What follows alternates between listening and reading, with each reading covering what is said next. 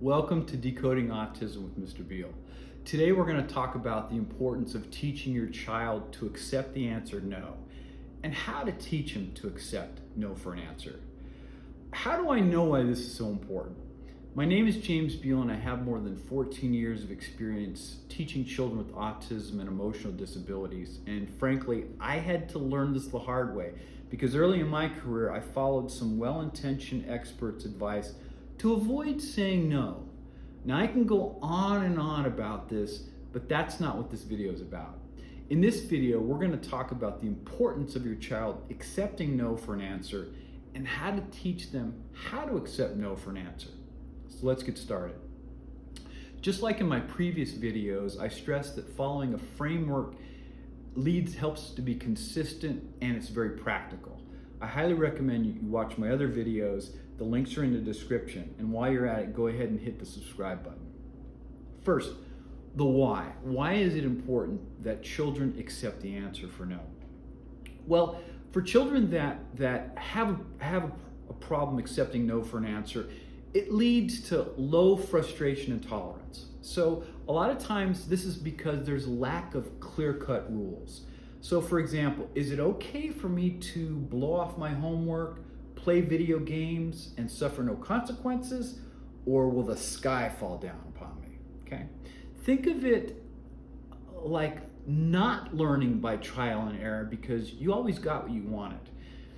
And in your bubble, nobody ever says no.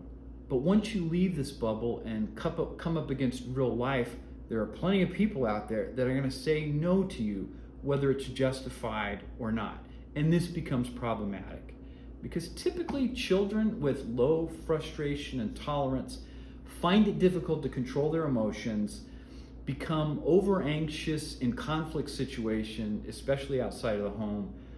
They have a tendency to become self-centered, demanding, and inflexible. All of this can lead to meltdowns.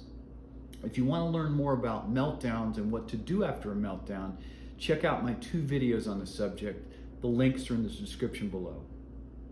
So now, here are 5 things that you can do to help your child to accept no for an answer. Number 1, don't do too much for your child and don't try to fix everything for them. Think of it as crash and learn within limits. Number 2, encourage your child to do as much for themselves as possible, especially chores around the house. This leads to self-confidence. So giving your children tasks that are doable, that they can accomplish, leads to self-confidence. So their self-confidence will build on this. So the next time they'll be able to do tasks that require a little bit more effort, a little bit more complexity. You get the picture. You're going to build that self-confidence. Number 3, teach them not to be afraid to make mistakes, or more importantly, be mindful of how you respond to their mistakes and also your own. So think of it as, are you creating an environment where it's safe for your child to make mistakes? And when you make a mistake, are you overly hard on yourself? Number 4, don't give in to their tantrums or meltdowns. Remember reinforcers, and if you want to learn more about reinforcement or need a refresher, there's a link in the description of my video on reinforcement. Remember that children are always learning. And if we give in to our child's demand or avoid or try to quickly end a meltdown, we are teaching our child that this is an effective strategy to get what they want. Number 5, depending on your child, talk about accepting no and giving a reason. So if you're familiar with the PREMAC principle, try phrasing it like this. First this, then that. For example, first make your bed, then you can go out and play. Okay. So it's very important to understand that this is a process, so apply it consistently and give it time to work. And also celebrate the small accomplishments.